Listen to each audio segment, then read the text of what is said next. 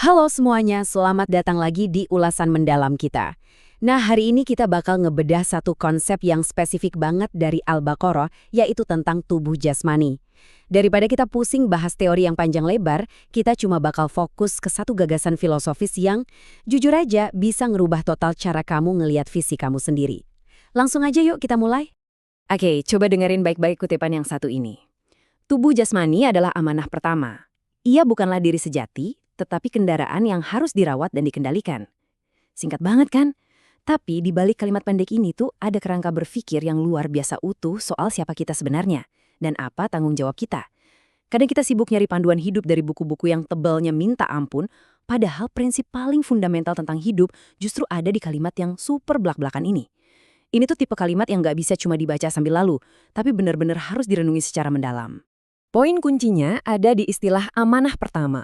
Jadi gini, teks ini tuh nggak lagi ngomongin anatomi tubuh kayak sel, organ, atau tulang. Sama sekali nggak. Teks ini dengan sangat jelas ngeposisiin tubuh kita sebagai sebuah mandat, alias tanggung jawab pertama yang dititipin ke kita. Coba deh dipikir-pikir lagi. Jauh sebelum kita pusing mikirin kerjaan, tanggung jawab ke keluarga, atau mikirin bayar cicilan. Tanggung jawab paling mendasar yang kita terima waktu pertama kali lahir ke dunia, ya tubuh jasmani ini. Ini bukan sekedar barang milik kita loh, ini amanah. Dan karena ini sebuah amanah, otomatis kita nggak bisa memperlakukannya seenak jidat, karena jelas ada pertanggungjawaban di balik keberadaannya. Nah, dari situ langsung muncul satu pertanyaan yang bikin mikir keras. Kalau teks tadi secara gamblang bilang bahwa tubuh jasmani ini bukan diri kita yang sejati, terus diri sejati kita itu yang mana dong? Konsep ini benar-benar nantang intelektualitas kita buat mulai misahin kesadaran dari wujud fisik kita. Coba deh perhatiin tangan kamu sekarang, atau pas kamu ngaca tiap pagi. Pantulan di cermin itu bukan diri kamu seutuhnya. Teks ini ngajak kita nyadar kalau ada sosok pengamat atau kesadaran murni di dalam sana. Wujud fisik ini ibaratnya cuma casing luar aja. Ini pertanyaan yang benar-benar maksa kita buat nyari identitas asli kita di luar batasan fisik.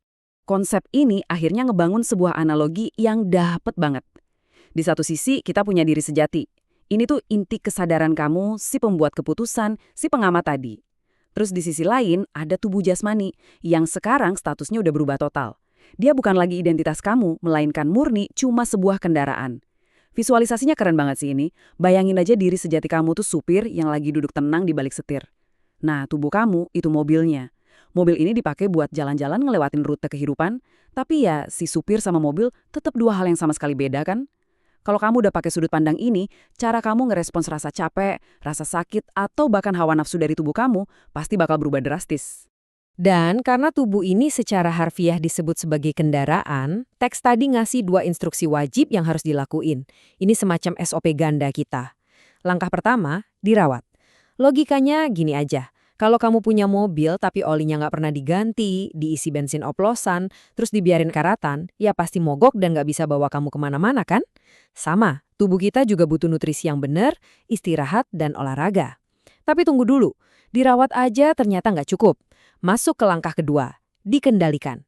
Bayangin kamu punya mobil balap, mesinnya V8, perawatannya kelas atas, tapi kalau pas nyetir kamu lepas setir, wah, itu bakal jadi alat yang merusak dan bahaya banget.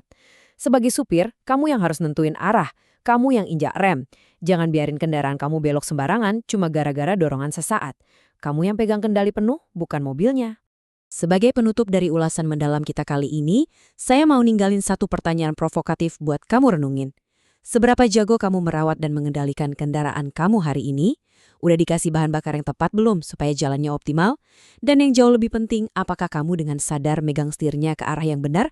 Atau malah kamu biarin mobil itu jalan ngasal ngikutin insting liarnya aja? Jawaban dari pertanyaan ini yang bakal nentuin seberapa sukses kamu ngejaga amanah pertama yang udah dititipin ke kamu. Bawa pertanyaan ini buat perenungan harian kamu ya. Makasih banget udah luangin waktu buat ngulik materi ini bareng saya. Semoga kamu dapat perspektif baru yang bikin pikiran makin fresh. Sampai ketemu di ulasan kita yang selanjutnya.